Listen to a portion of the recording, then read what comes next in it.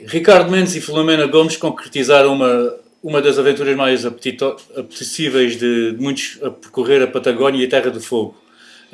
Estamos via Skype a falar com ambos. Desde já, parabéns aos dois por percorrerem cerca de 2.300 km em 23 dias, foi isso? Obrigado. Foi 20 dias. Os dias não são importantes, a gente era para fazer 28 dias, acabámos por encurtar para 21 por força das necessidades. Começaram a vossa aventura em Balmacena, no Chile, e acabaram na terra do fim do mundo, que é Ushuaia, na cidade mais astral do planeta. Certo? Exatamente. Foi isso mesmo. Hoje vamos ter uma conversa com vocês os dois, que nos vão falar um pouco na primeira pessoa sobre essa aventura. E desde já, obrigado aos dois por disponibilizarem as vossas imagens e o vosso testemunho sobre esta aventura. Obrigado muito pela tua oportunidade e pelo teu profissionalismo também, pela participação, pela divulgação e tudo mais. Estamos a ver as imagens da vossa aventura, que vocês disponibilizaram em primeira mão à BTT TV, desde já o nosso obrigado. Como é que como é que foi pensar em fazer esta aventura? Como é que tudo começou? Bem, todos nós temos as nossas viagens de sonho e aquela da Patagónia foi sempre uma dos nossos ícones, não é? Acho que todo o pessoal que gosta de canto BTT tem grandes mecas da bicicleta, do BTT, e nós tínhamos a Patagónia como destino, não é? Sim, mais tarde ou mais cedo haveríamos de lá ir. Foi mais cedo do que tarde. E ainda bem. Exatamente. Dizem que é dos sítios mais bonitos do planeta e nós quisemos ir confirmar, não é? Então isso, sabes como é que é? A gente gosta de dalar e vamos para qualquer lado de dalar. Como é que foi planear toda esta aventura desde o início até vocês chegarem no primeiro dia ao Chile? Sim, nós demorámos pelo menos 6 meses de toda esta preparação, que teve a ver com o início do projeto. Tivemos de delinear muito bem o que é que a gente ia fazer, não só ao nível de onde é que havíamos de começar, não é? Porque tu tens um tempo limitado e isso também torna mais difícil a tua viagem, porque nós tínhamos um mês de férias e isso tínhamos que encaixar na Patagónia, que é imensa, não é? São para aí 11 vezes Portugal e nós tínhamos que saber onde é que havíamos de começar. Claro, não podíamos, nem sonhávamos sequer em fazer a Patagónia toda, porque isso seriam meses de viagem. Gostaríamos muito, mas não podíamos. Então tivemos que escolher um local para começar e consoante uma estimativa diária que nós achámos que poderia rondar os 100 km, fizemos mais ou menos uma contagem de quilómetros. Dava 2.000 dias que tínhamos e, portanto, chegámos aos 2.000 km mais ou menos estimados. Sim, para um mês, para 22 dias era isso, mais ou menos. Era 2.200 km a 100 km por dia, que a gente acha que é uma média razoável para se fazer, não é? Diariamente 100 km. E como é que foi planear? Como é que foi planear todo esse processo? Portanto, a Terra do Fogo é como todos nós no imaginário temos, é o fim do mundo, né? Como é que vocês conseguiram os mapas? Como é que conseguiram tracks de GPS? Foram daqui sem saber bem para o que iam? Ou já levavam uma ideia daquilo para o que iam?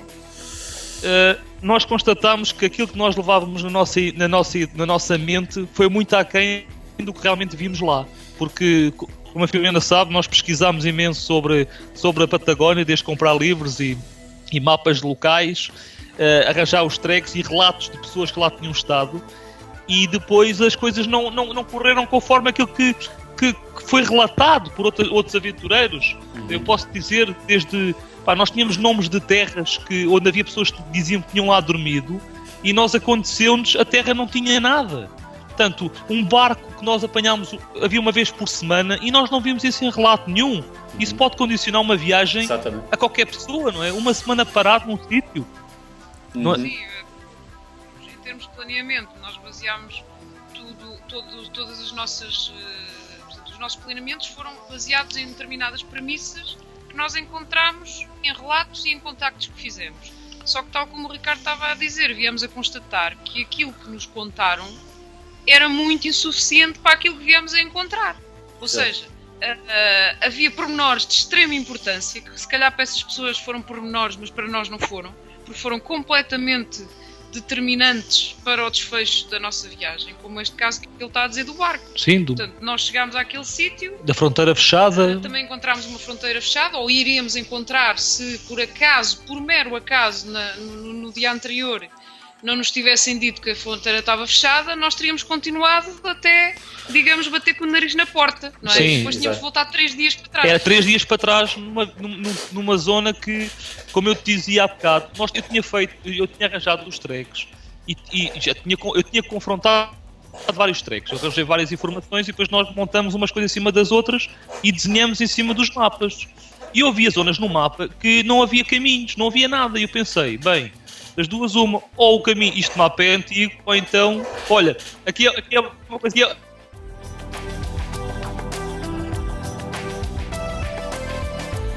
Ricardo, de um barco que nos ia levar para o outro lado do Pacífico e nós íamos chegar às 5 da tarde para começar a pedalar 100 km. Foi nesse dia que a gente chegou era quase 3 da manhã. Sim, chegámos ao nosso destino, eram quase 3 da manhã. Isto era o tal barco que eu te dizia que só... Não foi este, era o barco que nós íamos apanhar, sim. Só havia uma vez por semana que era ao sábado.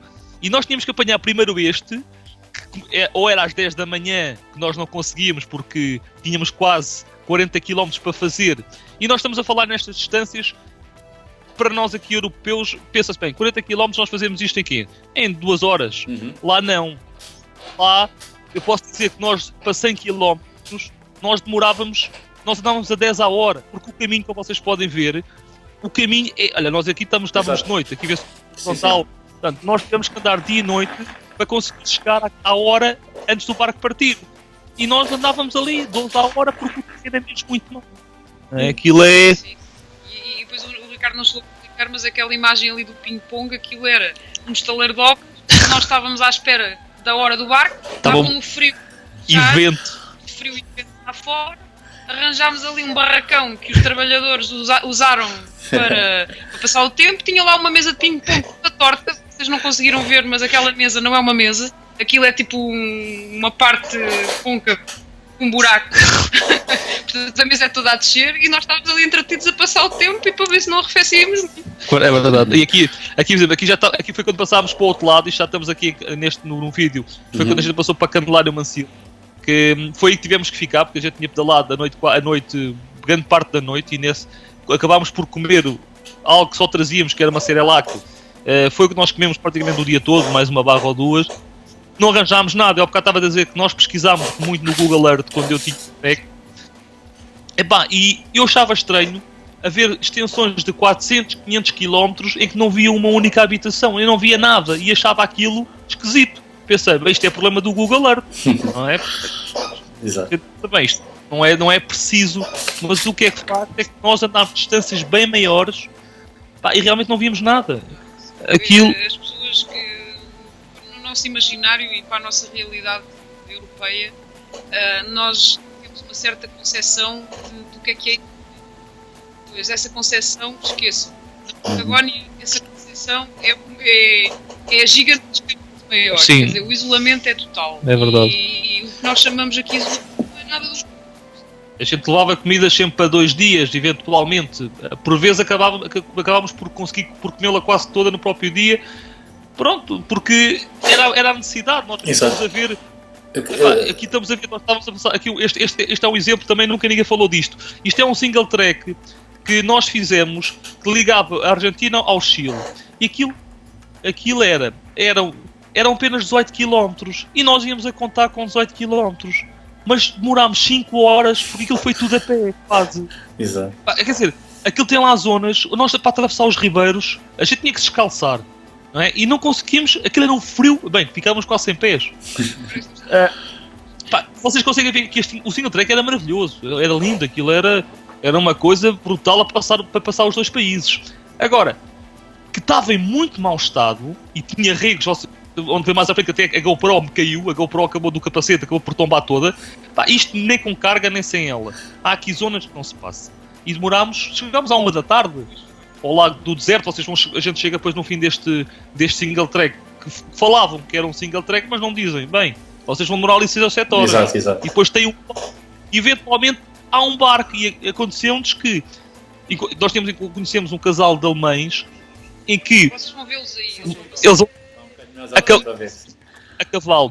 Eles tiveram o bom senso porque passaram por nós e depois esperaram lá embaixo no Lago do Deserto. Exatamente, aqui estão eles.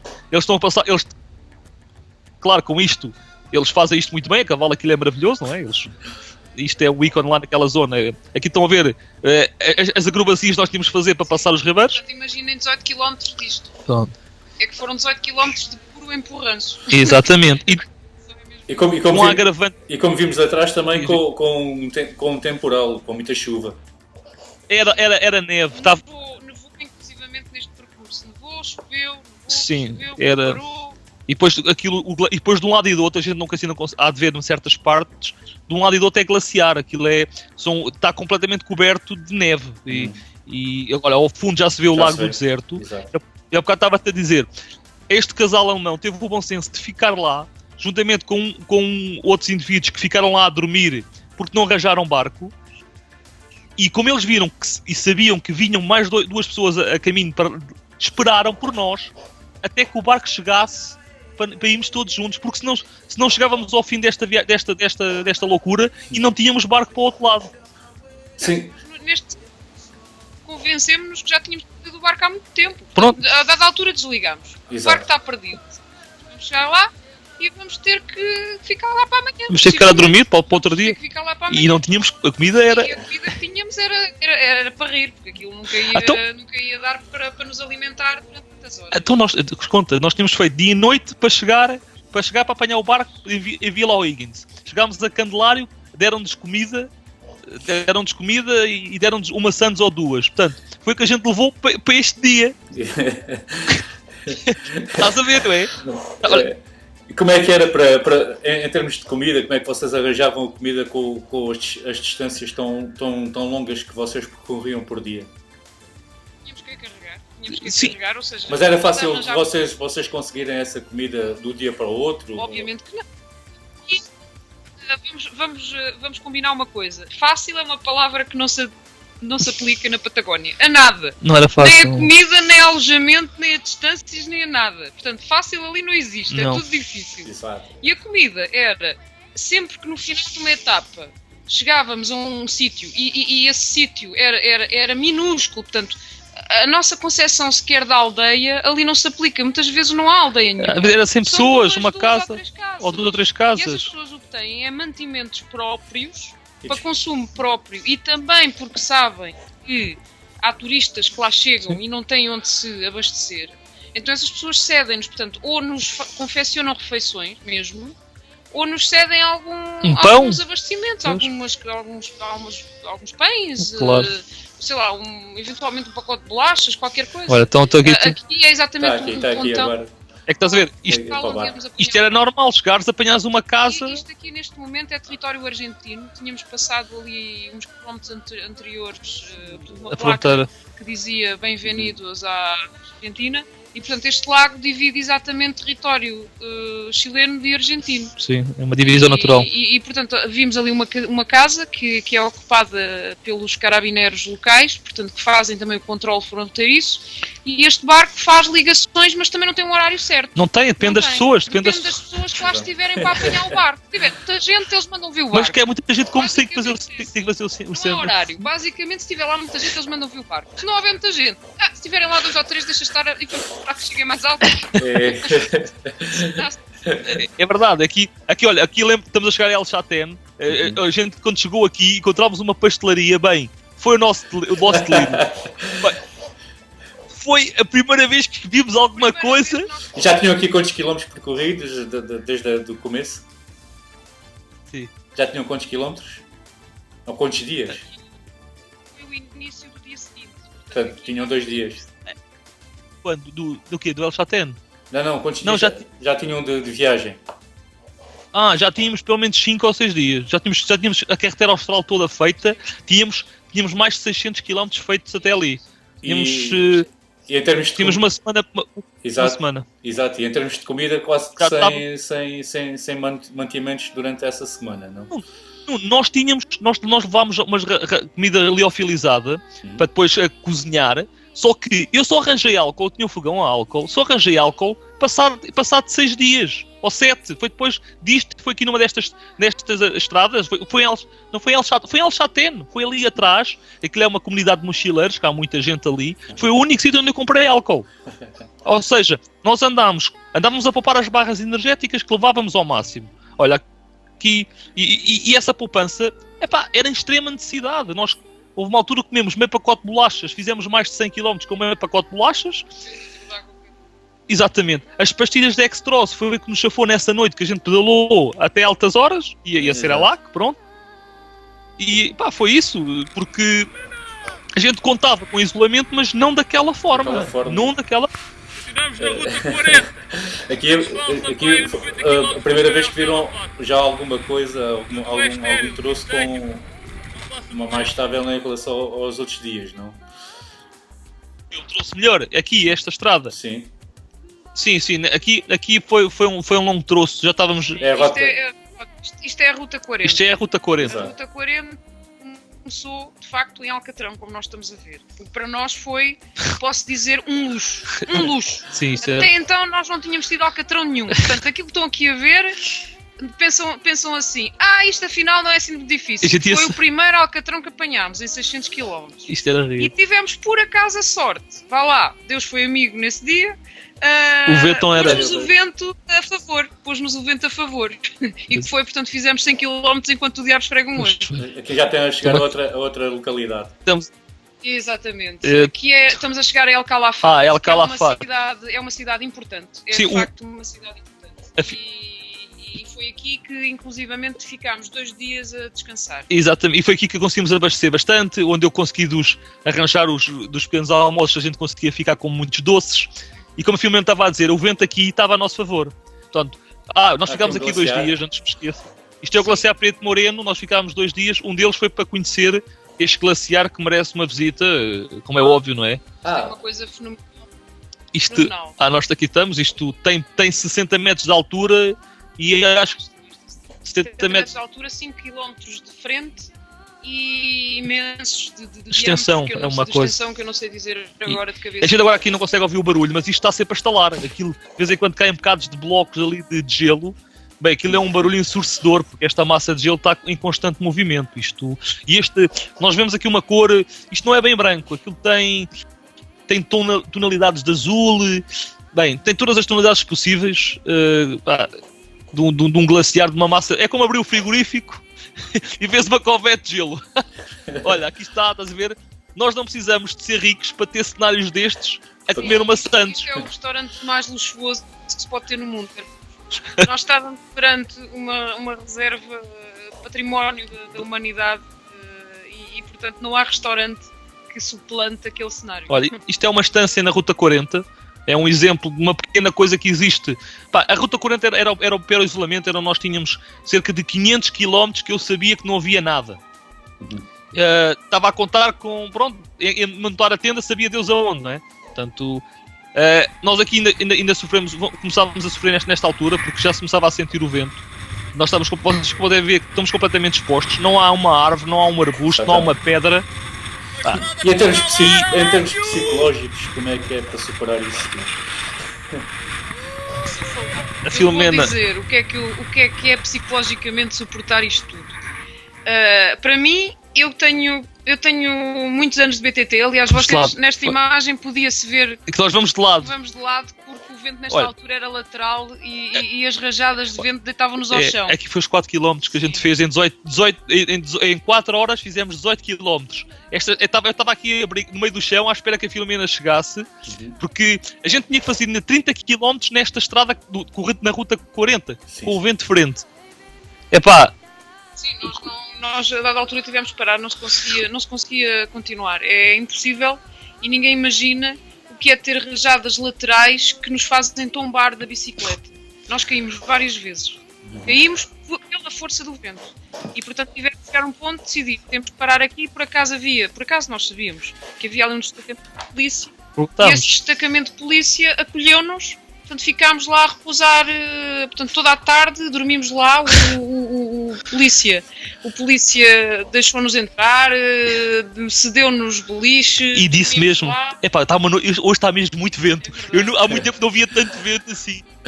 Nós conhecemos dois ciclistas que davam em sentido contrário. Eles estavam parados há 2 dias à boleia porque não conseguiam andar com o vento. Nós andávamos numa 2-1, eu pedalava em 2-1 para conseguir andar a 4 a hora, quando não caía. Ei. E como é que é para suportar em termos psicológicos este... Sim, voltando um bocadinho atrás então e para responder a essa pergunta, tudo isto estás a imaginar o que é que faz psicologicamente a uma pessoa, que é nós querermos andar, não conseguirmos. O vento é um fator desgastante muito superior a subidas, a chuva, enfim, o vento é muito, muito castigador. E o que é que nós temos que fazer? Nós temos que nos convencer que a única saída é mesmo ou andar para a frente ou arranjar um sítio para repousar um bocado, umas horas. Neste caso, naquele dia foi o destacamento de polícia. Mas, portanto, nós aqui não temos ninguém para nos ajudar. Nós não temos um autocarro para apanhar, nem se colocava, porque nós não queríamos fazer isso. Portanto, nós não temos outra saída senão continuar. Quer dizer, não... Só que isso realmente podes dizer que psicologicamente é muito, muito difícil e é. Mas temos que suportar. Era uma questão de necessidade ou não? Exato. O que é que tu podias fazer? Imagina, tu viste, isto é tudo descampado. Nós, se montássemos a tenda voava com o vento. Claro. Nós nem tínhamos comida para ficar ali a dormir. E a tenda não se aguentava para nós ficarmos naquele sítio. Só não estou a falar deste dia como todos os dias que vocês passaram lá. Tá? Estão a perceber? Como tu disseste há pouco, levavas uma ideia diferente daquilo que foi realmente esta aventura, né? Portanto, disseste que tinhas programado fazer 100 km por dia e que provavelmente terias uma aldeia ou uma casa onde poderias comer ou arranjar comida. Exatamente. Como há pouco falaste atrás, durante aqueles 6 primeiros dias, nada disso aconteceu. Portanto, 1 dia, 2 dias a acontecer isso, como é que é psicologicamente para vocês? Será que para o próximo dia não vamos arranjar comida? Como é que a gente se arrasca? Eu estou a viver isto na minha pessoa. Tá? Eu estou-te a perceber. Havia uma altura que, e era por isso que a Filomena estava, às vezes sofria um bocado, porque nós ali não podíamos ligar às distâncias. Tu não podias fazer conta com a quilometragem que eles tinham anunciada. E tinhas que contar sempre com a parte pior. Portanto, nós quando nos aconteceu, chegarmos a uma localidade, não termos nada para comprar, nós começámos a perceber que iríamos ter problemas para a frente. Então tentámos perguntar o mais possível. Eu lembro perfeitamente que quando cheguei, antes de entrar na Terra do Fogo, fui perguntar ao posto de turismo, disse-lhes assim, olha, meus amigos, eu vou para a Terra do Fogo e eu preciso saber, há uma terra aqui, eu preciso saber se existem casas ou não. Porque eu queria lá ficar, eram 100 km, e eles disseram, sim senhora, há casas. Sabes o que é que era? Havia um cemitério e havia uma casa abandonada. Pois, em termos psicológicos, para vocês, como é que era para superar esse tipo de constrangimentos que vocês foram encontrando? Eu mesmo... Aconteceu nessa altura, é óbvio que caiu-nos tudo ao chão, como se diz em bom português. Ficámos aterrados com a ideia de ter que fazer mais 45 km, que foi o que tivemos que fazer. Chegámos lá, 9 e tal da noite. Vimos um cemitério, vimos uma casa abandonada, não tínhamos já água. Porquê? Porque estávamos a contar com 100 km, não estávamos a contar com 150. Portanto, não tínhamos água. A comida, já tínhamos praticamente comido tudo, inclusivamente o Ricardo deu só os de perder 2 sandes pelo caminho, porque estou mal aqui, os alforjes caíram 2 sandes e depois ainda me foi comer as minhas, não é? E naquela altura percebemos que aquela casa não nos oferecia nada, tivemos que andar mais 45 km para a frente. Vocês aqui estão a rodear as Torres de Paine, não é? Certo? Isto é as Torres de Paine, aquela zona que ardeu, que esteve a arder esta semana, não é? Que ardeu bastante território porque alguém fez um acampamento selvagem e pegou fogo a uma zona que é a zona mais famosa do Chile, que é as Torres de Paine. E agora estamos a ver exatamente. Agora. Sim. E há aqui uma coisa que é muito importante falar, porque este dia também não nos sai da memória. Por 2 razões, Nuno. Olha, a primeira foi nós apanhámos intoxicação alimentar num dos melhores alojamentos que nós tivemos em toda a travessia. Foi uma questão de tivemos que ficar ali e apanhámos uma intoxicação alimentar. Agora eu digo-te, como é que tu, aos 20 km, a vomitar por todo o lado, com dores pelo corpo todo, eu disse para a Filomena. O Ricardo está a dizer vomitar por todo o lado, mas eu só vomito pela boca, não sei porquê. Sim, vomitar em todo o lado, eu queria dizer em todo o lado, Sim, era sim. diarreia e a vomitar com bastante força, não é? E então as dores do corpo eram tantas que nós aos 20 km eu disse para ela, como é que nós vamos fazer 100 e tal quilómetros hoje? Pá, e tu tens que ir. Agora nós chegámos aqui a este camping, Sim, tivemos que chegar aqui, epá, sabe Deus como? A gente parava, só conseguimos beber água. A gente andava, parava um bocado, epá, ias andando quilómetro para quilómetro, calmamente, não é? E era fácil de vocês adquirirem água ou terem água potável durante o percurso? A água, nós raramente tivemos problemas com a água, até porque se tivéssemos, sinceramente, há água por todo o lado. Há lagos, há cursos de água e toda a gente nos garantiu que aquela água não tinha qualquer problema de ser bebida e mesmo que assim fosse, nós tínhamos umas pastilhas para desinfetar. Portanto, a água não foi propriamente um problema. Tivemos aquele episódio naquele dia em que realmente deixámos acabar a água, mas foi porque estávamos a contar que a etapa fosse mais curta. Sim, ele também não havia muita naquela etapa. Sim, a Terra do Fogo é um bocadinho mais complicado. Sim, ali foi mais difícil de arranjar água, era difícil. Em toda a Patagónia, propriamente dita continental, não tínhamos tido problemas com a água. Arranjo. Aqui já era um dia quase daqueles que já está... Vocês reparem que o céu parece estar colado à terra. É uma imagem que eu guardo. A gente estava tudo... Era 360 graus de horizonte. Nós estamos a olhar e não se vê nada além de paisagem. Pá, é completamente impressionante. Aliás, isso às vezes levava-nos ao desespero. Porque imaginem, quer dizer, nós estamos habituados a olharmos para o GPS, ou seja, o que for, e pensarmos, faltam 10 km, por exemplo. E nós aos 10 km já estamos a ver casa. Mas ali não se vê nada, porque são tantas montanhas e locais recônditos que escondem qualquer casa que possa haver, ou seja, qualquer ideia do destino, avistar o destino a uma determinada distância, não se vê, simplesmente não se vê. E depois é estradões como aqueles que estás a ver, não é? Estradões... Exatamente. Vimos aqui nas imagens que temos visto, a maior parte dos dias foram feitos em piso extremamente degradado. Como é que foi? É o rípio, o chamado rípio. Como é que foi percorrer tantos quilómetros e tantos dias num piso desse estado? Olha aqui, Nuno, já te conto, mas agora pegando esta imagem, Exatamente. Nós aqui tivemos que parar, já tínhamos álcool, já tínhamos tudo, parámos para fazer uma massa, porque foi o nosso sustento, não tínhamos mais nada para comer. Portanto, este caminho em rípio foi a nossa maior surpresa. Foi aquilo que nos obrigou a andar a 10, 12 a hora. Ok, dias podia ser um pouco mais, mas constantemente andámos a uma baixa velocidade. Por isso é que a gente tinha que fazer quase 12 horas a pedalar. É muita hora, não? Sim, embora já agora as pessoas que vejam esta imagem aqui ficam com a ideia, ganda estradão, isto aqui é rolar até cansar. Mesmo mas não, vocês... aquilo é estradão, sim senhor, mas só quem ali está é que consegue ver, sentir a pedra que aquilo tem e o piso está todo deformado, está todo ondulado como se fosse uma chapa por causa dos rodados dos carros. Isto é perto de Natal. Olha o vento, a gente quando vai tapados com o corta-vento, não é porque nos apetece. Aquilo era mesmo muito vento e muito frio neste dia. Isto foi daqueles dias que cabeça, mãos, pés, que era, foi a sério, era indescritível. Tínhamos que mudar de meias porque era mesmo. Era estrada, foi estrada completa. Este dia foi de perto de Natal até Welches. Foram quase 150 km numa estrada destas a ser exposto pelo vento que não dava para. Aqui eu estava a mostrar porque tinha as mãos completamente vermelhas e com a pele já toda a saltar. E nós também neste dia tivemos um grande azar. Porquê? Porque a gente há de ver aqui na imagem ao longe um morro, um bocado de terra. Que era uma terra, chamavam-lhe aquela terra Morro Chico, que por acaso não havia nada também. Por acaso, a gente já estava a coisa a contar. O problema é que o desespero é tanto, porque nós estamos tão cansados, que como é que nós conseguimos ainda fazer, quando nos dizem, olha, faltam 30 ou 40 km, como é que nós ainda vamos pensar fazer esses quilómetros, sabendo no estado em que estamos? Não é? E depois... Em termos de preparação física, vocês tiveram algum cuidado para esta aventura? Mesmo que se tiveram, chegando lá, a vossa perspectiva de treino que vocês levavam. Olha, É o Morro Chico. Exato. Isto é o Morro Chico. Isto era uma localidade. Morro Chico, olha ali. É a única coisa que tu vês. É uma casa. É aquilo. É aquela casa. É um estaleiro de obras.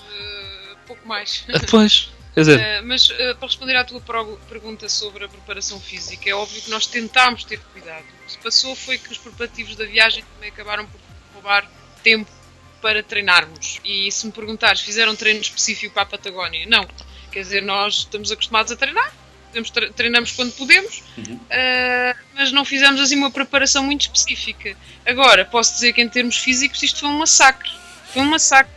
E eu, como eu dizia há pouco, eu tenho muitos anos de BTT, tanto eu como o Ricardo, mas eu pessoalmente tenho, 13 anos, 12 ou 13 anos de BTT, e eu nunca fiz uma coisa assim. Quer dizer, as pessoas que pensam em maratonas de 100 km ou em, em andar uma semana numa prova qualquer como o Cape Epic ou como a Transportugal, sim, é difícil. Mas vão até à Patagónia, porque aí vão ver o que é difícil. Tu já fizeste a Transportugal? Eu já fiz a Transportugal e sei que a Transportugal tenho no final da etapa tenho portanto alojamento, tenho comida, tenho quem me trate da bicicleta, tenho isso tudo. E ali não temos nada. Aqui estava a Filomena, já estava a Filomena assim um bocado pensativa, porque ela no caminho tinha dito assim: porra, não há um sítio para a gente parar um bocado para estar sossegados. Bem, aqui, pronto, a gente aqui podem ver que a gente, olha, estão a ver tudo de lado, somos nós a lutar contra o vento. Nós aqui não andamos muito, não andamos nada. Eu quando estou a andar de um lado para o outro da faixa, é porque é o vento que me está a levar. Nós estamos a chegar a Punta Arenas, isto é o Estreito de Magalhães. Sim, aqui já é o Estreito de Magalhães. Portanto, Punta Arenas é, digamos, a porta de entrada ou de saída, conforme se queira, para a Patagónia. Portanto, há a Terra do Fogo. Para a Terra do Fogo, mas também é o fim da Patagónia continental, vá lá. É uma cidade importante, tem aeroporto e está à beira do Estreito de Magalhães, que é lindíssimo. Portanto, nós aqui estávamos a entrar no barco que nos vai levar para a Terra do Fogo. Sim. É uma travessia de cerca de 2 horas e meia. E a seguir já só temos a Terra do Fogo, que Sim. é uma ilha, portanto é separada, é uma ilha enorme, mas é separada da Patagónia continental. Foi uma surpresa, esta ilha foi para nós pensávamos, ouviu-se falar de Terra do Fogo, aquilo que era muito verde, não é? Falava-se que... Não, pelo contrário, não se falava, nós é que descobrimos uma terra muito verde mesmo. Aqui estávamos felizes porque tínhamos comida. E a gente, um sítio completamente diferente e abrigado, para nós era uma alegria. Estávamos a jantar, a primeira terra que era por venir.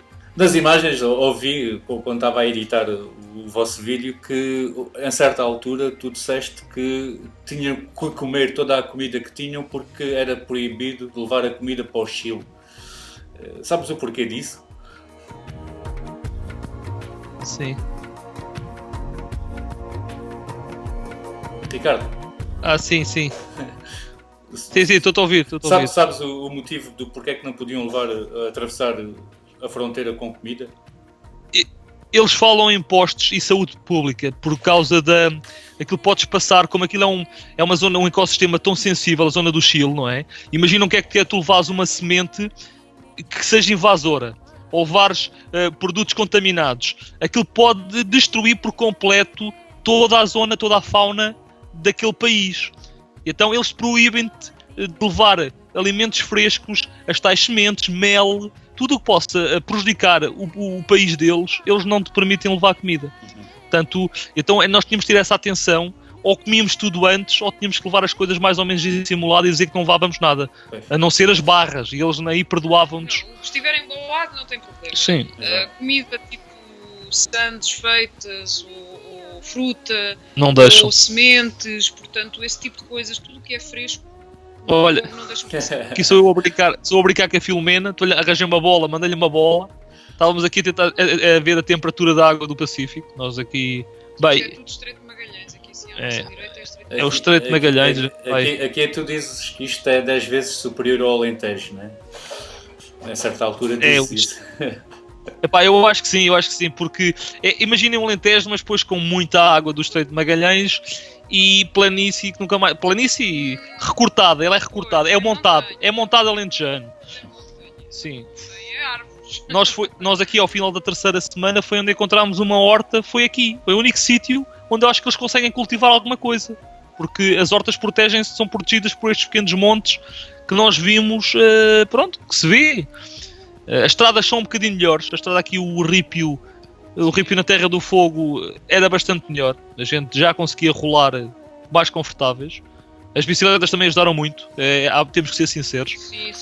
Foi uma grande mais-valia e foi uma grande sorte termos levado umas bicicletas tão fiáveis e de roda 29 que nos permitiram fazer distâncias de uma forma um bocadinho mais fácil, não é? As Specialized portaram-se lindamente e a roda 29 foi uma tremenda ajuda. Nunca tiveram problemas mecânicos? Nada. Zero, nem um furo. Podemos dizer que nem um furo visível, porque portanto, o líquido antifuro pode ter dissimulado algum, mas nós não tivemos que parar para reparar rigorosamente nada. Nada. Nós é que precisávamos de reparação, não era de bicicletas.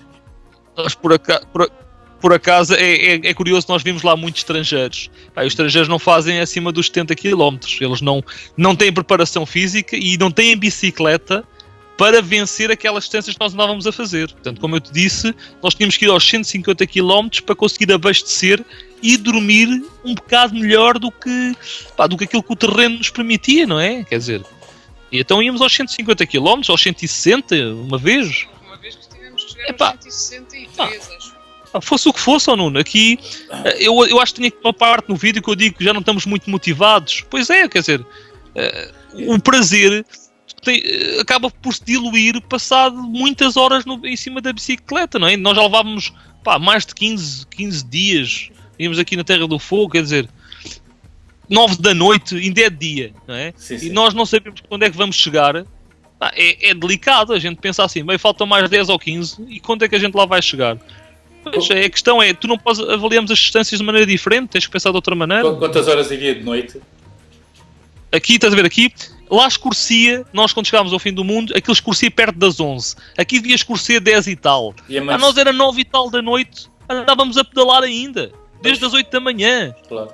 Nós aqui foi o tal dia que eu te disse que nós chegámos, tínhamos passado aquela povoação que não tinha nada, nós tivemos que ir para a frente, estamos a chegar a Camarón, com 150 km bem sofridos, e no outro dia a seguir, aqui deram-nos alojamento e arranjaram-nos comida para nós a seguir íamos fazer mais 150 no outro dia, que foi quando ele nos disse que a gente não tinha maneira de passar na fronteira. Isto foi para nós um balde de água fria imenso. Aquilo que o Ricardo estava ali a dizer de Camarón não é mais do que um rancho, portanto uma quinta enorme, e está por todo o lado na Argentina e mais até na Terra do Fogo. Ou seja, localidades propriamente ditas não havia quintas enormes que davam emprego a muita gente, essa gente vivia na própria quinta e como sabem que não há nada num raio de centenas de quilómetros, acabam por receber quem por lá aparece em estado de desespero total como nós. É verdade. Foi mesmo aqui, um bálsamo. Aqui era Pampa, é patagónica, esta é patagónica completa. Não posso dizer que não fosse, isso não é feio. Eu acho que toda a paisagem, por muito igual que seja, aqui pode-se reparar que a minha cara não estava nas melhores condições. Pois era isso, tu aqui já estás todo arrebentado. E chovia muito. Nós estávamos muito cansados, era notório. Para aquilo que eu depois eu lembro o que é que eu estava a dizer. Nós a estrada, olhávamos para a estrada para um lado, víamos tudo a direito, olhávamos para o outro, era exatamente igual. E nós tínhamos que parar ali no meio da estrada para comer a sandes que levávamos, qualquer coisa. E não havia nada a fazer, não podíamos. Estão a ver? Estava aqui à espera da Filomena, a estrada. Sim, é que reparem, não dá sequer para encostar a bicicleta a lado nenhum. Não dá para encostar a bicicleta. A gente tenta encostar-se à bicicleta, ela cai. Estamos a tentar comer um bocado de pão, está a chover e o pão molha-se todo. Abrimos a mochila para tirar ou pôr qualquer coisa, entra tudo lá para dentro. Nós temos que arranjarmos aqui um sítio. Tivemos que arranjar aqui um sítio para mudar de roupa. Estávamos num estado já, portanto estávamos a ficar com muito frio porque estávamos a ficar cheios de todos molhados, não é? E pensámos que precisávamos. Ainda me tenta alegrar, olha. Precisávamos rapidamente. Olha aqui. Olha, aqui estás a comer. É aquilo no meio da estrada. Aquilo que eu estava a dizer há bocado, olha. Eu estou a dizer que não se passa nada. Que estamos a olhar para um lado e também a estrada. as mudas de roupa que levaram também não foram assim tantas, não é? Também estar a molhar. Muitas eram as suficientes. Nós tínhamos sempre uma roupa muito seca. Não interessa. A questão é que nós, a dada altura, já estávamos com os pés completamente ensopados e isso provocava-nos um desconforto imenso, pedalar. Só que não tínhamos onde mudar de roupa. E se mudássemos, gelávamos ainda mais. Então, por acaso, foi exatamente aqui, arranjámos esta casota velha, que não pensei que há muito disto, quer dizer, isto foi um achado. E entrámos lá para dentro, mudámos a roupita e fizemos ali um chazinho quente. E tivemos lá a descansar, porque senão não tínhamos conseguido continuar. Sim, porque a gente 5 minutos... 5 minutos era muito tempo, não conseguimos estar 5 minutos parados. Okay. Era no máximo uma maçã, nos comíamos e arrancávamos, não dava para mais.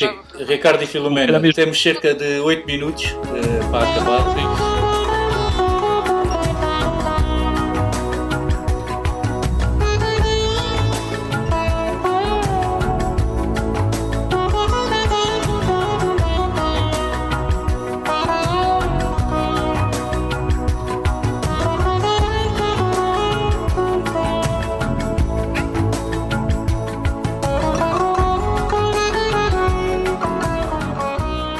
Faça um rescaldo geral aqui neste pouco tempo que temos. Nós já falámos um bocadinho de tudo, mas quer dizer, a maior alegria que nós tínhamos sempre era chegar ao fim de cada dia. Vocês não podem imaginar o que é eu aqui exatamente nesta imagem. Eu ia em estado de desespero total. Eu só queria era chegar, tomar um banho quente, descansar e comer. E neste final de dia, por acaso viemos a saber que tínhamos que voltar para trás 3 dias. Enfim, depois lá arranjámos alguém que nos transportou esses quilómetros para trás, porque senão estávamos bem arranjados da vida. Portanto, estas eram as maiores alegrias. As dificuldades eram as mesmas, ou seja, era de sermos todos os dias confrontados com coisas que não estávamos à espera. Aqui estávamos por acaso muito bem instalados. Sim, a gente havia grandes extremos. Nós tão depressa estávamos numa cabana, como a seguir podíamos ficar muito bem alojados e era a única coisa que havia, por isso é que a gente ficava lá. Mas já agora, tentando resumir, ao encontro do teu pedido, Nuno, era todos os dias, portanto, os dias na Patagónia eram uma contínua surpresa. E eu dizia isto ao Ricardo todos os dias, porque todos os dias nós tínhamos uma dificuldade, um desafio, algo que não estávamos à espera. Não havia dia fácil. Um único dia que pudesse ter sido fácil e não houve um único dia em que as coisas tivessem corrido como estava planeado no papel. Nenhum. E portanto a nossa maior alegria era sempre chegar ao fim do dia. Era ir avançando, andando e sabendo que estávamos a somar quilómetros. Epá, já fizemos mais istos. Olha, e agora vamos dar mais umas fotografias e tentar animar-te com pouco. Eu, por exemplo, há bocado falavas em motivação. O que me sabia muito bem durante o dia todo, eu lembrava-me das canecas de café que bebia ao pequeno almoço. Isso, eu parecia que sentia o café a circular pelo interior a aquecer-me. Era aquilo que eu me lembrava do almoço ou do jantar que eu tinha tido, não sei quando. Isso é que me dava a motivação para ir andando. Agora, eu voltava lá com certeza neste momento. Olha, nós aqui voltava lá com certeza porque isto atrai, é gigantesco, mas atrai. E nós escolhíamos sempre a parte que mais bonita da Terra do Fogo, ou seja, nós podíamos ter feito postrada, como vimos alguns relatos e treks que tínhamos postrada, e nós enfiámos mesmo para o centro da Terra do Fogo. Quer dizer, a Filomena aqui disse-me assim, ok, vamos fazer mais 50 km a mais para ir para onde? A opção deles, que eram 50 km por terra, a mais, portanto podíamos ter ido diretos e evitávamos 50 km. E o Ricardo achava que aqueles 50 km valiam a pena porque íamos ver um lago. Bom, eu posso dizer que valeu a pena, sim senhor, mas que não vi lago nenhum. Fizemos uma volta imensa e o lago estava lá ao lado, mas a gente não o conseguiu ver. Está tapado por estas montanhas aqui do lado direito. A gente não conseguia ver o lago, estava. Íamos contornar o lago, sim, mas já estou vendo a Filomena agarreando contigo o caminho inteiro.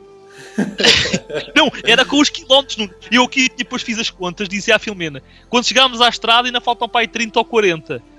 Eu próprio estava a ficar aflito com aquela distância que ainda tinha que fazer. Pá, quando eu vi a placa dizer 7 km, foi 7, acho. Eu delirei.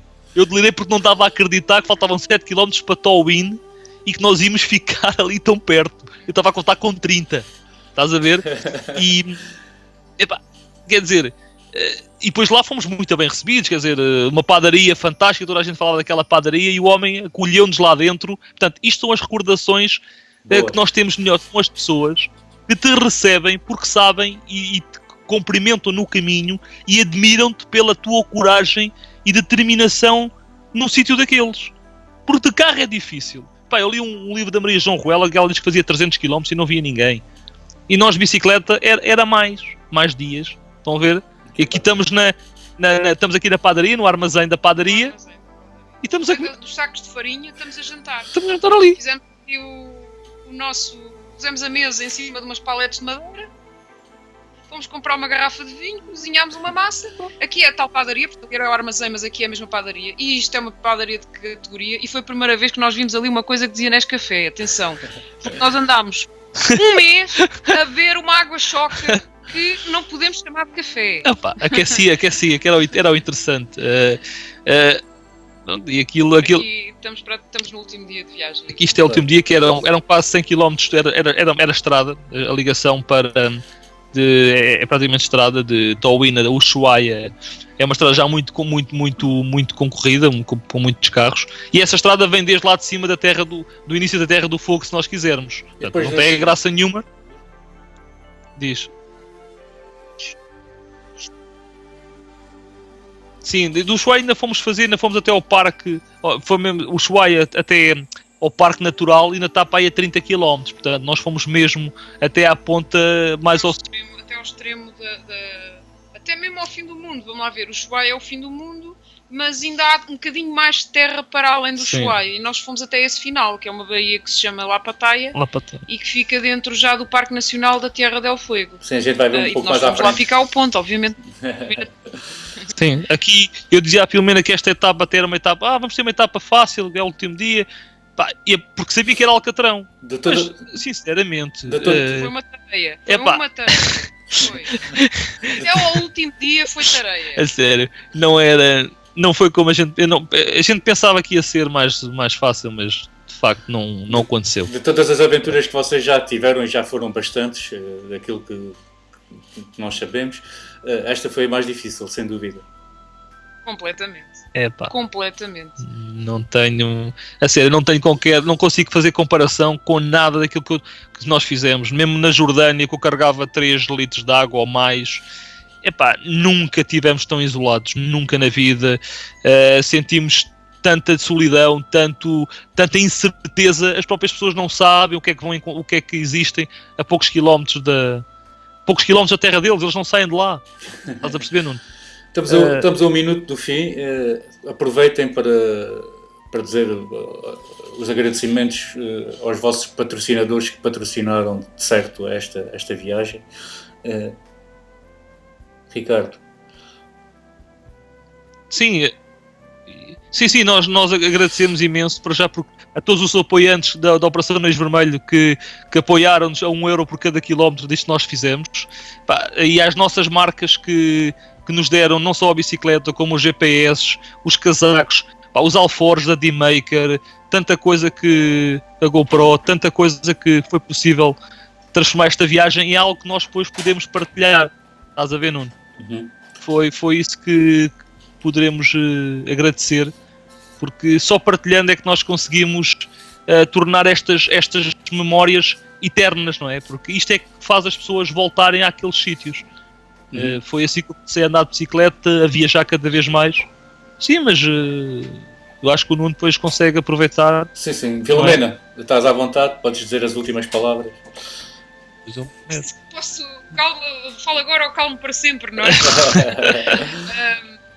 Minhas últimas palavras são realmente para reforçar 2 coisas. Uma que acho que ficou perdida aqui no meio disto, e que é o seguinte: as pessoas destes 2 países são fantásticas. Ainda mais no Chile, eu posso dizer que o povo chileno é fantástico. É de uma hospitalidade que nós nunca tivemos até hoje. E quando dizem que os portugueses são hospitaleiros, comparado com isto, não são. Portanto, os chilenos são mesmo muito, muito boa gente, os argentinos também. Depois, a outra coisa que eu queria reforçar é realmente a dureza e o isolamento disto tudo. Eu não me canso de dizer que nunca fiz nada tão difícil na vida. E as pessoas que me conhecem sabem que eu tenho alguma experiência, não cheguei aqui ontem propriamente, mas reconheço as minhas lacunas e a minha fraqueza num sítio daqueles. Quer dizer, é por demais evidente que nós em Portugal não temos maneira de nos preparar para aquilo, ok? Sim. Portanto, ou chegamos lá e encaixamos bem e nos adaptamos, ou então não há nada que nos prepare para uma coisa daquelas. Mas vale a pena, por tudo vale a pena. Sim, atrai-nos imenso, não é? É mesmo, acho que é o supra-sumo, e eu agora brincamos com a ideia de que, quer dizer, o que é que nós agora vamos fazer? Quer dizer, vamos dar umas voltinhas em Sintra e na Rábida, quer dizer, é assim um bocadinho... Jantar por Costa da bicicleta, sim, nós fazemos isso. A nossa mente vai nos transportar sempre para a Patagónia. Agora, horizontes daqueles deve ser difíceis de igualar, não é? Sabes como é que é, não?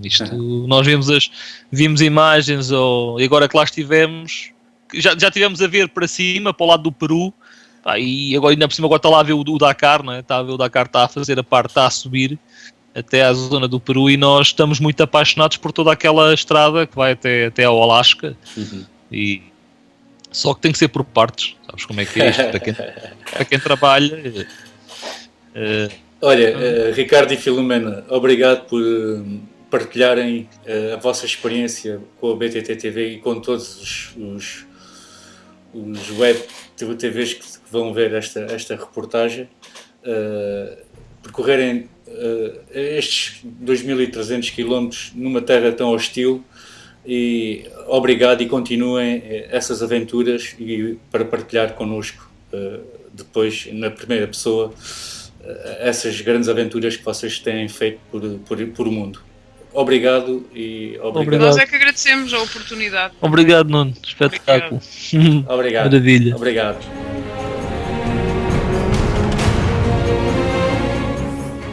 A cozinhar, só que eu só arranjei álcool, eu tinha um fogão a álcool, só arranjei álcool passado 6 dias, ou 7, foi depois disto, foi aqui numa destas estradas, não foi em Alchatén, foi ali atrás, aquilo é uma comunidade de mochileiros, que há muita gente ali, foi o único sítio onde eu comprei álcool.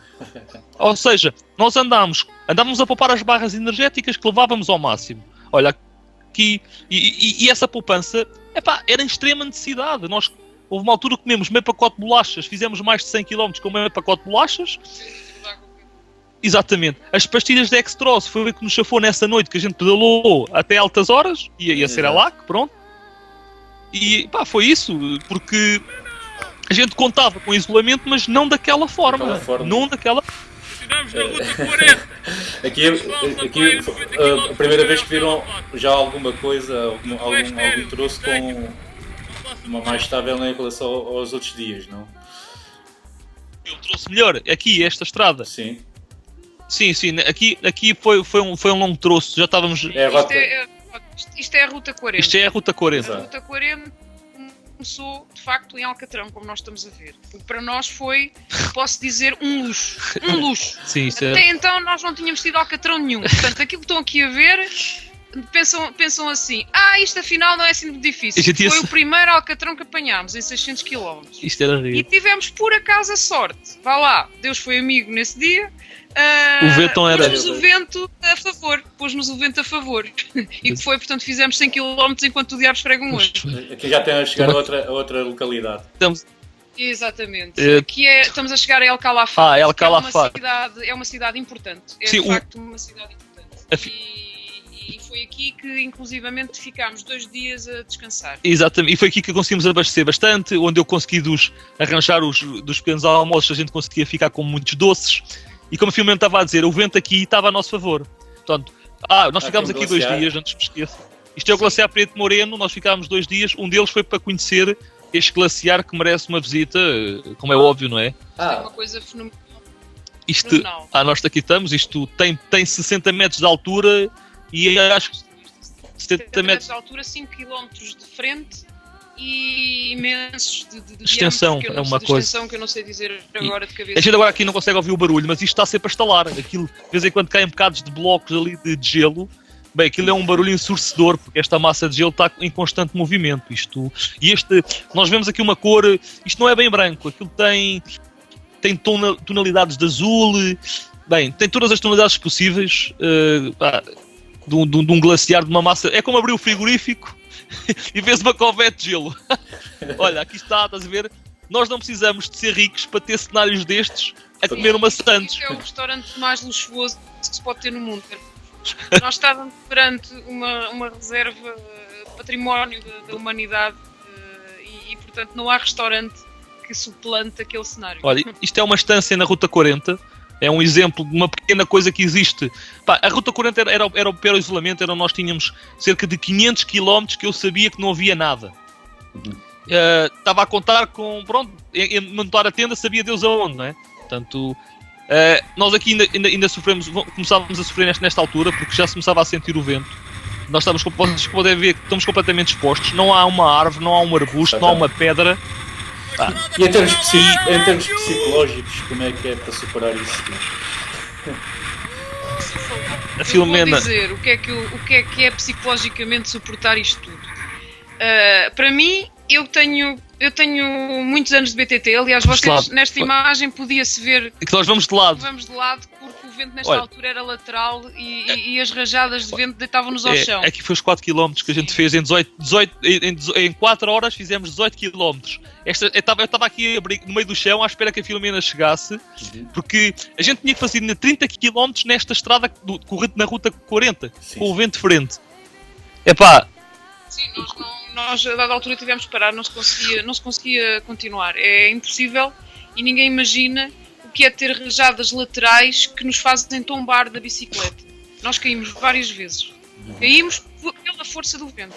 E portanto tivemos que chegar a um ponto de decidir. Temos que parar aqui, por acaso nós sabíamos que havia ali um destacamento de polícia. E esse destacamento de polícia acolheu-nos. Portanto, ficámos lá a repousar, toda a tarde, dormimos lá, o polícia deixou-nos entrar, cedeu-nos beliches... E disse mesmo, hoje está mesmo muito vento, há muito tempo não via tanto vento assim.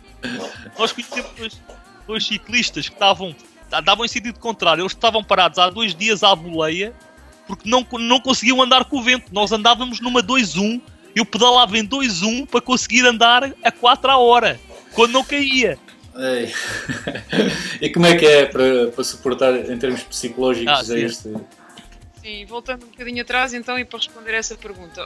Tudo isto estás a imaginar o que é que faz psicologicamente a uma pessoa, que é nós querermos andar, não conseguirmos. O vento é um fator desgastante muito superior a subidas, a chuva, enfim, o vento é muito, muito castigador. E o que é que nós temos que fazer? Nós temos que nos convencer que a única saída é mesmo ou andar para a frente ou arranjar um sítio para repousar um bocado, umas horas. Neste caso, naquele dia foi destacamento de polícia. Mas, portanto, nós aqui não temos ninguém para nos ajudar. Nós não temos um autocarro para apanhar, nem se colocava, porque nós não queríamos fazer isso. Portanto, nós não temos outra saída senão continuar. Quer dizer, não... Só que isso realmente podes dizer que psicologicamente é muito, muito difícil e é. Mas temos que suportar. Era uma questão de necessidade ou não? Exato. O que é que tu podias fazer? Imagina, tu viste, isto é tudo descampado. Nós se montássemos a tenda voava com o vento. Claro. Nós nem tínhamos comida para ficar ali a dormir.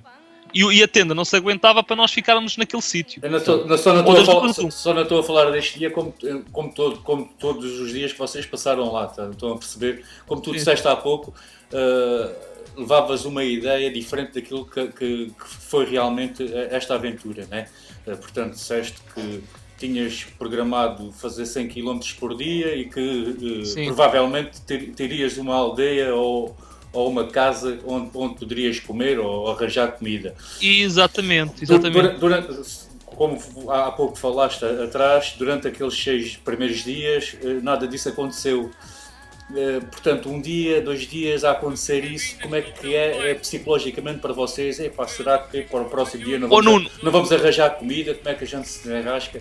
Eu estou a viver isto na minha pessoa. Tá? Eu estou-te a perceber. Havia uma altura que, e era por isso que a Filomena estava, às vezes sofria um bocado, porque nós ali não podíamos ligar às distâncias. Tu não podias fazer conta com a quilometragem que eles tinham anunciada. E e este tinhas que contar sempre com a parte pior. Portanto, nós quando nos aconteceu, chegarmos a uma localidade, não termos nada para comprar, nós começámos a perceber que iríamos ter problemas para a frente. Então tentámos perguntar o mais possível. Eu lembro perfeitamente que quando cheguei, antes de entrar na Terra do Fogo, fui perguntar ao posto de turismo, disse-lhes assim, olha, meus amigos, eu vou para a Terra do Fogo e eu preciso saber, há uma terra aqui, eu preciso saber se existem casas ou não. Porque eu queria lá ficar, eram 100 km. E eles disseram, sim senhor, há casas. Sabes o que era? Havia um cemitério e havia uma casa abandonada. Pois, em termos psicológicos, para vocês, como é que era para superar esse tipo de constrangimentos que vocês foram encontrando? É o mesmo.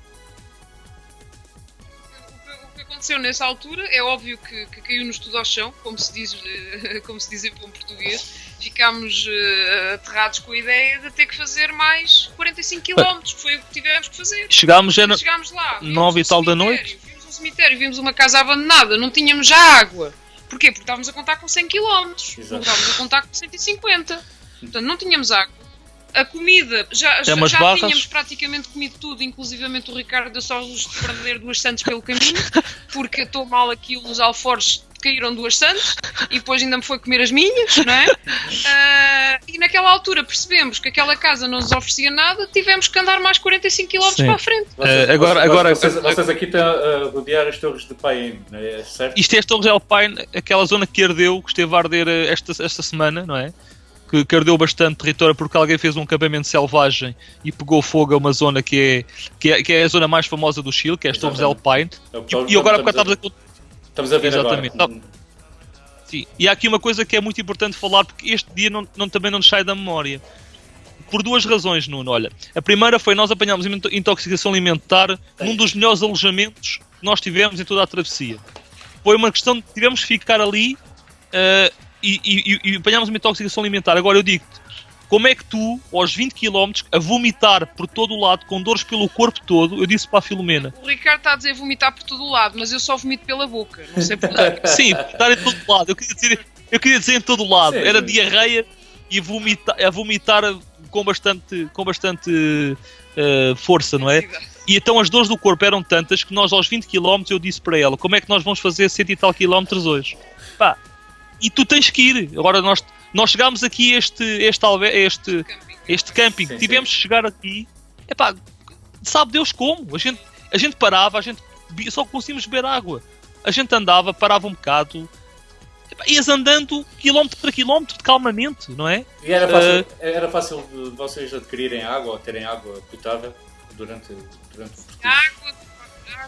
Nós raramente tivemos problemas com a água, até porque se tivéssemos, sinceramente, há água por todo o lado. Há lagos, há cursos de água e toda a gente nos garantiu que aquela água não tinha qualquer problema de ser bebida e mesmo que assim fosse, nós tínhamos umas pastilhas para desinfetar. Portanto, a água não foi propriamente um problema. Tivemos aquele episódio naquele dia em que realmente deixámos acabar a água, mas foi porque estávamos a contar que a etapa fosse mais curta. Sim, ele também não via muito naquela etapa. Sim, a Terra do Fogo é um bocadito mais complicado. Sim, ali foi mais difícil de arranjar água, era difícil. Em toda a Patagónia, propriamente dita continental, não tínhamos tido problemas com a água. Arranjo. Aqui já era um dia quase daqueles que já está... Vocês reparem que o céu parece estar colado à terra. É uma imagem que eu guardo.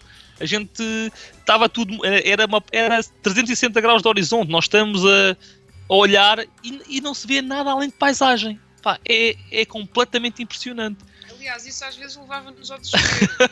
Porque imaginem, quer dizer, nós estamos habituados a olharmos para o GPS, ou seja, o que for, e pensarmos, faltam 10 km, por exemplo. E nós aos 10 km já estamos a ver casa. Mas ali não se vê nada, porque são tantas montanhas e locais recônditos que escondem qualquer casa que possa haver, ou seja, qualquer ideia do destino, avistar o destino a uma determinada distância, não se vê, simplesmente não se vê. E depois é estradões como aqueles que estás a ver, Nuno, é estradões... Exatamente, vimos aqui nas imagens que temos visto, a maior parte dos dias foram feitos em piso extremamente degradado. Como é que foi? É o ripio, é o chamado ripio. Como é que foi percorrer tantos quilómetros e tantos dias num piso desse estado? Olha aqui, Nuno, já te conto, mas agora pegando esta imagem, nós aqui tivemos que parar, já tínhamos álcool, já tínhamos tudo, parámos para fazer uma massa, porque foi o nosso sustento, não tínhamos mais nada para comer. Portanto, este caminho em Rípio foi a nossa maior surpresa. Foi aquilo que nos obrigou a andar a 10, 12 à hora. Ok, dias podia ser um pouco mais, mas constantemente andámos uma baixa velocidade. Por isso é que a gente tinha que fazer quase 12 horas a pedalar. É muita hora, não? Sim, embora já agora as pessoas que vejam esta imagem aqui ficam com a ideia, epá, grande estradão, isto aqui é rolar até cansar. Mesmo mas não, vocês... aquilo é estradão, sim senhor, mas só quem ali está é que consegue ver, sentir a pedra que aquilo tem e o piso está todo deformado, está todo ondulado como se fosse uma chapa por causa dos rodados dos carros. Isto é perto de Natal. Olha o vento, a gente vai, quando vai tapados com o corta-vento, não é porque nos apetece. Aquilo era mesmo muito vento e muito frio neste dia. Isto foi daqueles dias que cabeça, mãos, pés, que era, foi sério, era indescritível. Tínhamos que mudar de meias porque era mesmo. Era estrada, foi estrada completa. Este dia foi de Porto Natal até Welches. Foram quase 150 km numa estrada destas a ser exposto pelo vento que não dava para. Aqui eu estava a mostrar porque tinha as mãos completamente vermelhas e com a pele já toda a saltar. E nós também neste dia tivemos um grande azar. Porquê? Porque a gente há de ver aqui na imagem ao longe um morro, um bocado de terra, que era uma terra, chamavam-lhe aquela terra Morro Chico, que por acaso não havia nada também.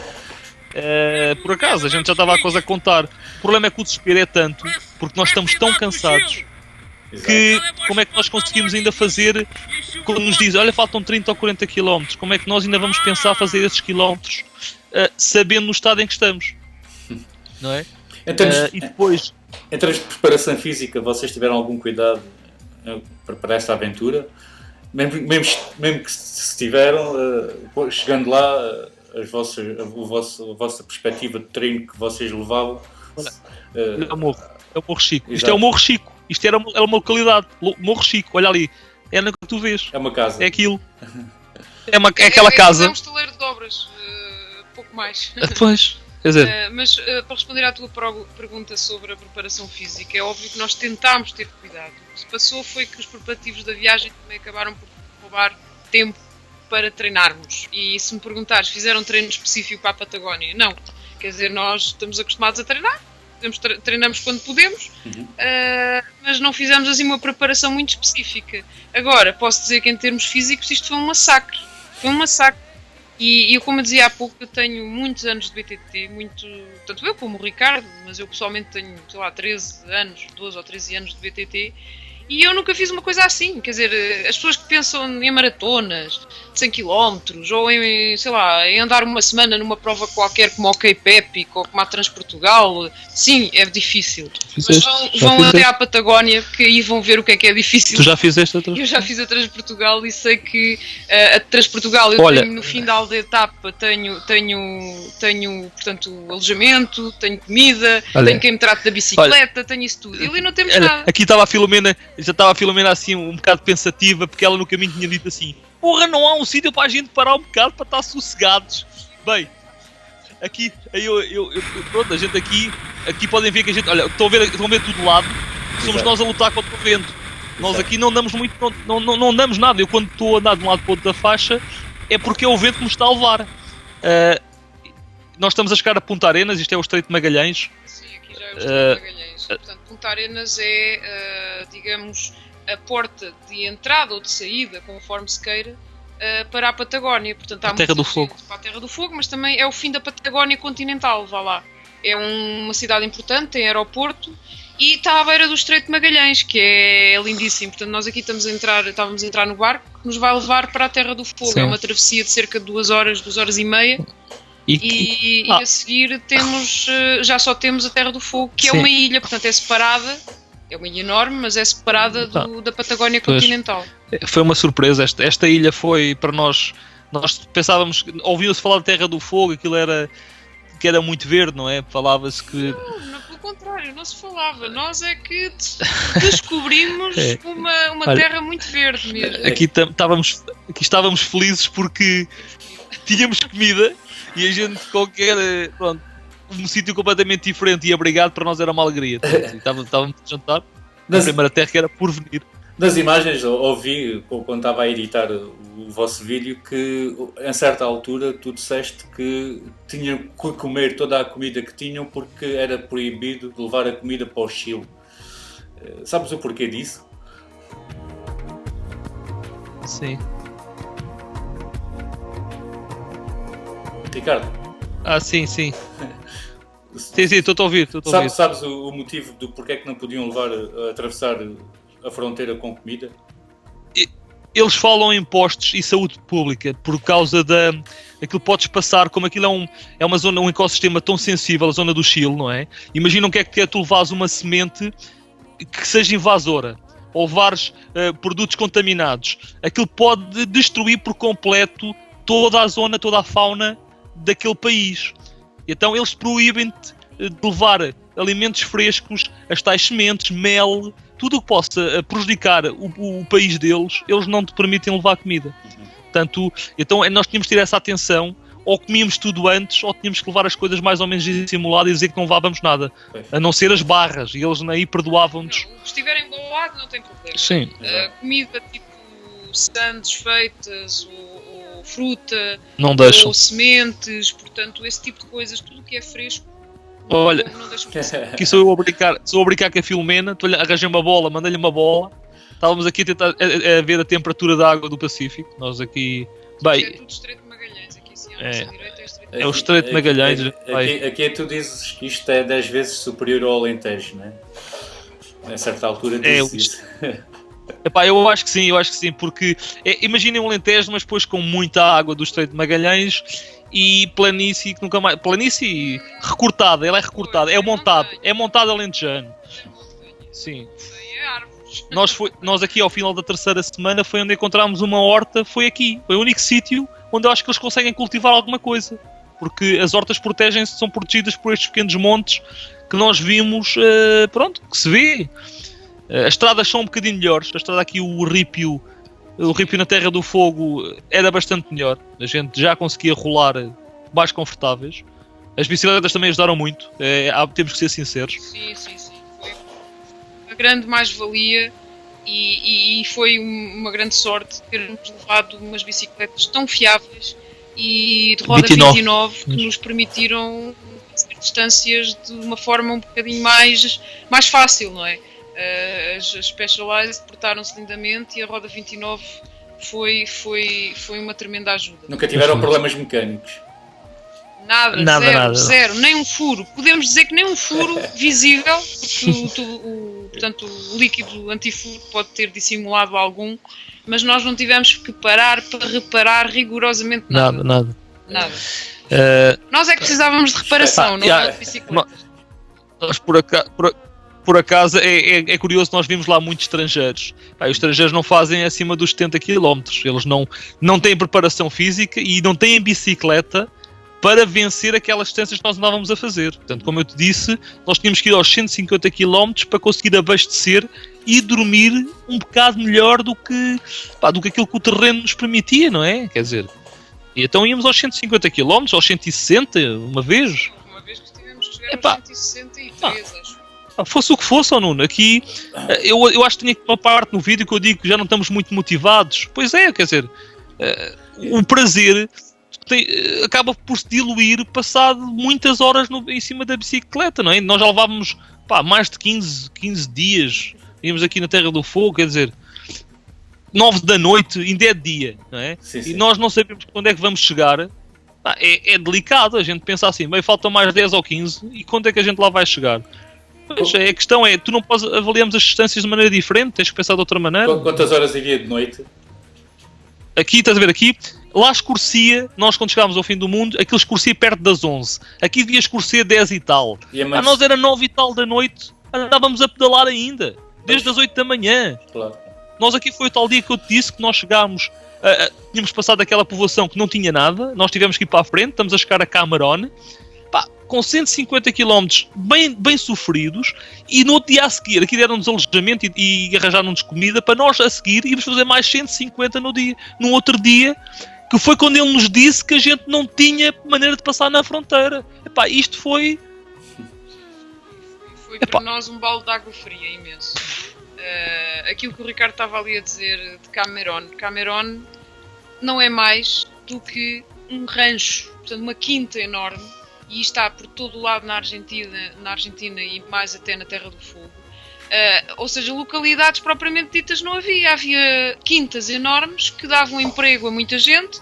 Essa gente vivia na própria quinta e, como sabem que não há nada num raio de centenas de quilómetros, acabam por receber quem por lá aparece em estado de desespero total, como nós.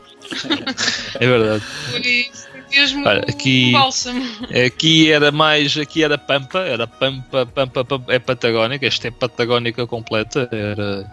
Não posso dizer que não fosse, isso não é feio. Eu acho que toda a paisagem, por muito igual que seja, aqui pode-se reparar que a minha cara não estava nas melhores condições. Pois era isso, tu aqui já estás todo arrebentado. E chovia muito. Nós estávamos muito cansados, era notório. Para aquilo que eu depois eu lembro o que é que eu estava a dizer. Nós a estrada, olhávamos para a estrada para um lado, víamos tudo a direito, olhávamos para o outro, era exatamente igual. E nós tínhamos que parar ali no meio da estrada para comer a sandes que levávamos, qualquer coisa. E não havia nada a fazer, não podíamos. Estão a ver? Estava aqui à espera da Filomena, a estrada. Sim, é que, reparem, não dá sequer para encostar a bicicleta a lado nenhum. Não dá para encostar a bicicleta. A gente tenta encostar-se à bicicleta, ela cai. Estamos a tentar comer um bocado de pão, está a chover e o pão molha-se todo. Abrimos a mochila para tirar ou pôr qualquer coisa, entra tudo lá para dentro. Nós temos que arranjarmos aqui um sítio. Tínhamos que arranjar aqui um sítio para mudar de roupa. Estávamos num estado já, portanto estávamos a ficar com muito frio porque estávamos a ficar cheios de todos molhados, não é? E pensámos que precisávamos. Ainda me tento alegrar, olha. Precisávamos rapidamente. Olha aqui. Olha, aqui estás a comer. É aquilo no meio da estrada. Aquilo que eu estava a dizer há bocado, olha. Eu estou a dizer que não se passa nada. Que estamos a olhar para um lado. E também as mudas de roupa que levaram também não foram assim tantas, não é? Também estava molhado. Muitas eram as suficientes. Nós tínhamos sempre uma roupa muito seca. Interessa. A questão é que nós, a dada altura, já estávamos com os pés completamente ensopados e isso provocava-nos um desconforto imenso a pedalar. Só que não tínhamos onde mudar de roupa. E se mudássemos, gelávamos ainda mais. Então, por acaso, foi exatamente aqui, arranjámos esta casota velha. Que não pensei que há muito disto, quer dizer, isto foi um achado. E entramos lá para dentro, mudámos a roupita e fizemos ali um chazinho quente. E tivemos lá a descansar, porque senão não tínhamos conseguido continuar. Sim, porque a gente 5 minutos... 5 minutos era muito tempo, não conseguimos estar 5 minutos parados. Okay. Era no máximo uma maçã, comíamos e arrancávamos, não dava para mais. Ricardo e Filomena, temos cerca de 8 minutos para acabar. Sim.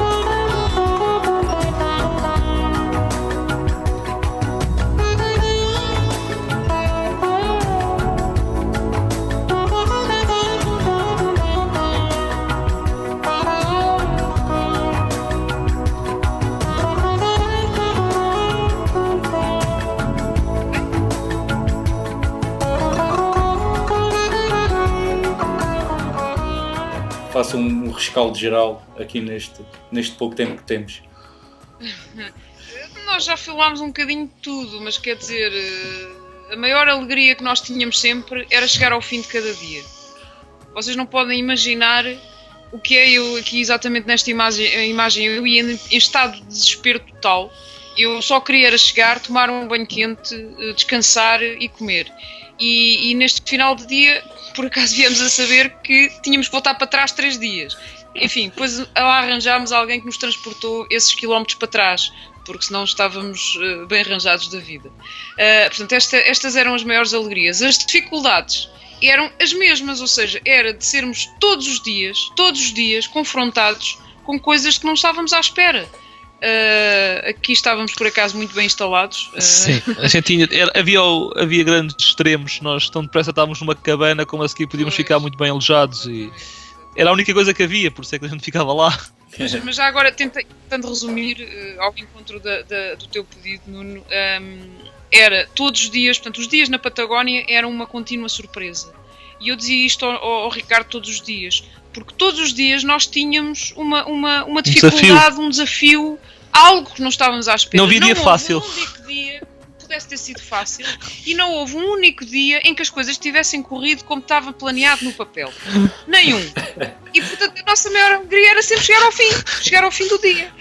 Era ir avançando, andando e sabendo que estávamos a somar quilómetros. Epá, já fizemos mais estes. Olha, e agora vamos dar mais umas fotografias e tentar animar-te com pouco. Eu, por exemplo, há bocado falavas em motivação. O que me sabia muito bem durante o dia todo, eu lembrava-me das canecas de café que bebia ao pequeno almoço. Isso, eu parecia que sentia o café a circular pelo interior a aquecer-me. Era aquilo que eu me lembrava do almoço ou do jantar que eu tinha tido, não sei quando. Isso é que me dava a motivação para ir andando. Agora, eu voltava lá, com certeza, neste momento. Olha, nós aqui, voltava lá com certeza porque isto atrai, é gigantesco, mas atrai.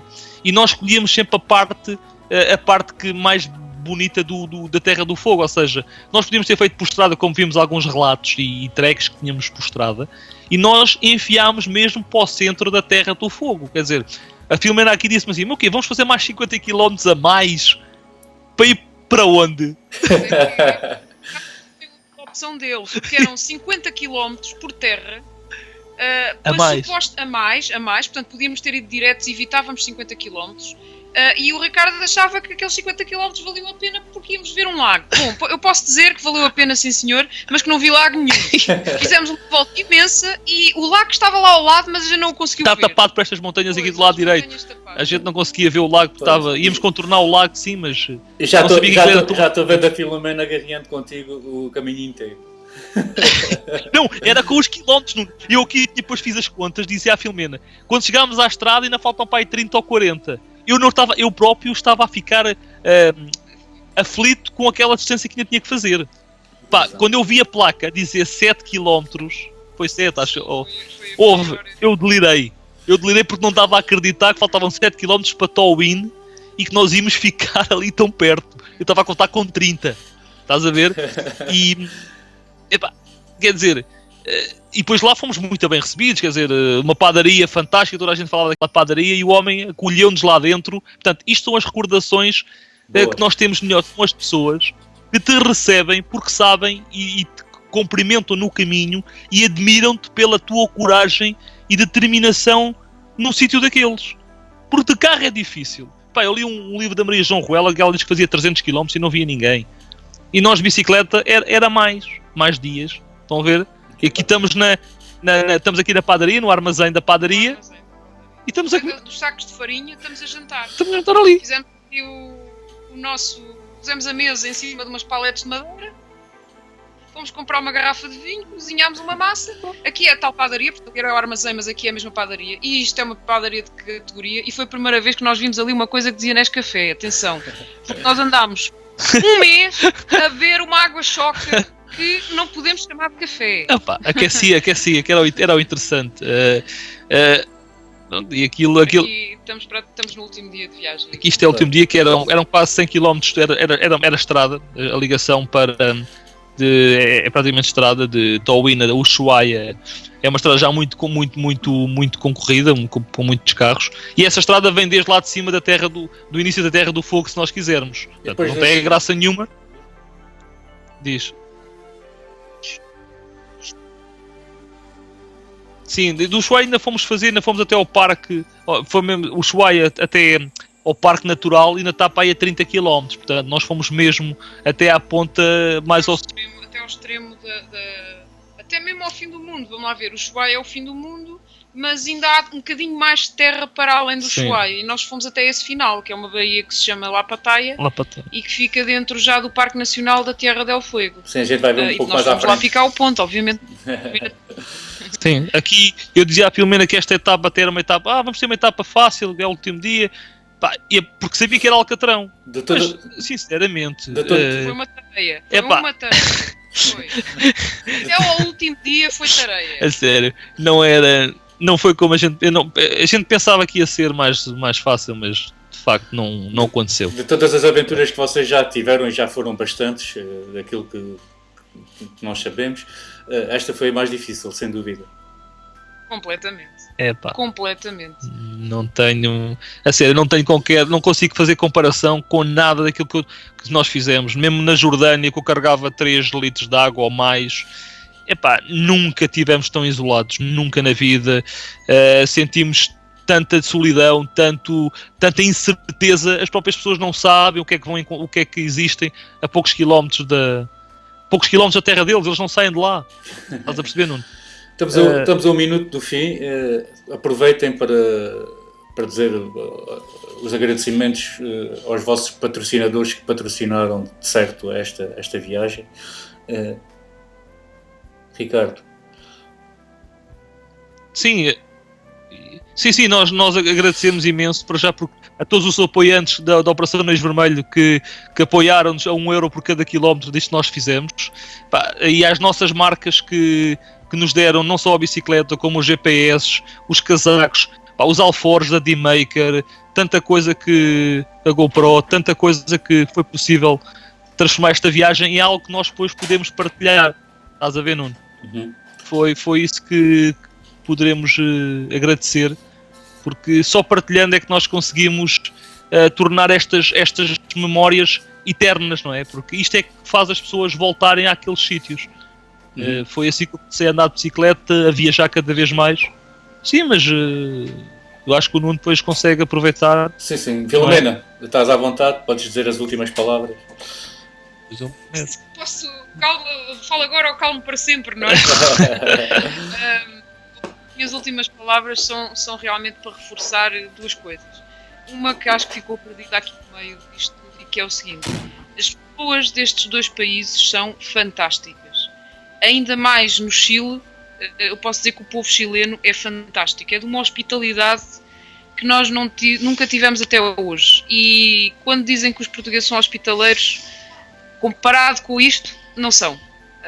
Portanto, os chilenos são mesmo muito, muito boa gente, os argentinos também.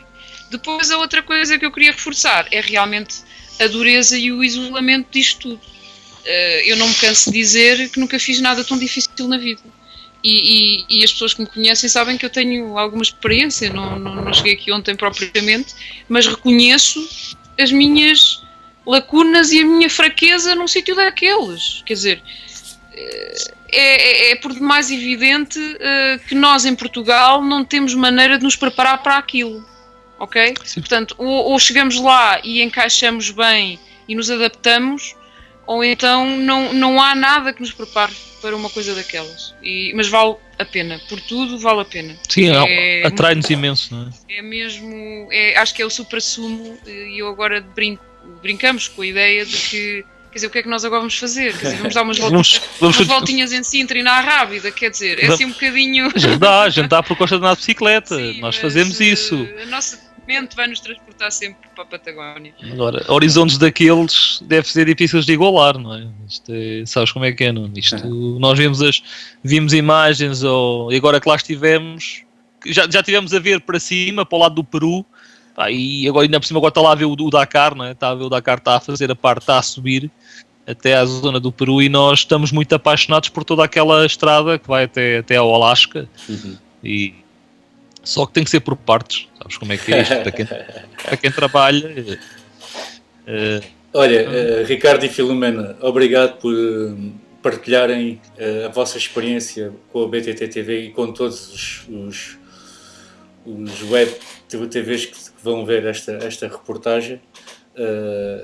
Percorrerem estes 2.300 km numa terra tão hostil. E obrigado, e continuem essas aventuras e para partilhar connosco depois, na primeira pessoa, essas grandes aventuras que vocês têm feito por o mundo. Obrigado e obrigado. Nós é que agradecemos a oportunidade. Obrigado, Nuno. Espetáculo. Obrigado. Maravilha. Obrigado.